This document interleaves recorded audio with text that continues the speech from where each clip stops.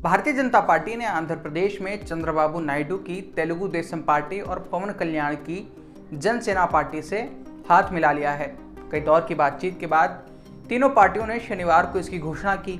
ये गठबंधन आगामी लोकसभा चुनाव और उसके बाद होने वाले आंध्र प्रदेश के विधानसभा चुनाव में भी साथ लड़ेगा। सीटों के बंटवारे को लेकर अभी तक कोई आधिकारिक घोषणा नहीं हुई है, लेकिन पार्टियों के संयुक्त बयान के अनुसार 1 या 2 दिन में सीट बंटवारे की अंतिम रूपरेखा सामने आ जाएगी।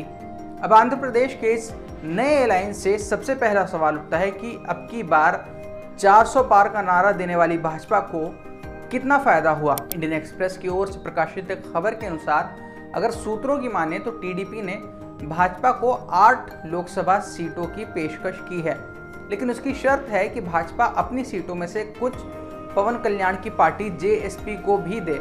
बात करें विधानसभा चुनावों की तो चंद्रबाबू नायडू ने दोनों साझेदारों को कुल 30 सीटों की पेशकश की है, लेकिन क्योंकि अभी विधानसभा चुनाव में समय है इसलिए लोकसभा चुनाव पर ही बात करते हैं। सूत्रों का कहना है कि भाजपा अनकापल्ली, अराकू, राजामुंद्री, एलुरु, हिंदूपुर, राजमपेट लोकसभा सीट से चुनाव लड़ सकती है, जबकि मछलीपट्टनम और काकीनाडा यानी सिर्फ 2 सीटें पवन कल्याण की पार्टी को दे सकती है। सूत्रों के अनुसार ये गठबंधन बहुत पहले ही हो गया होता, लेकिन चंद्रबाबू नायडू आंध्र प्रदेश की 25 लोकसभा सीटों में से सिर्फ 4 या 5 ही भाजपा को देना चाहते थे, क्योंकि भाजपा इस बार 370 लोकसभा सीटों का टारगेट सेट कर चुकी है। इसलिए वो अपने चुनाव चिन्ह के साथ ज़्यादा से ज़्यादा सीटों पर लड़ना चाहती है। हम अपने दर्शकों को बता दें कि 2019 लोकसभा चुनावों में भाजपा टीडीपी के बिना आंध्र प्रदेश में उतरी थी और वहां उसे 0 सीटों पर जीत मिली थी। टीडीपी और भाजपा इससे पहले भी लंबे समय तक साझेदार रह चुके हैं।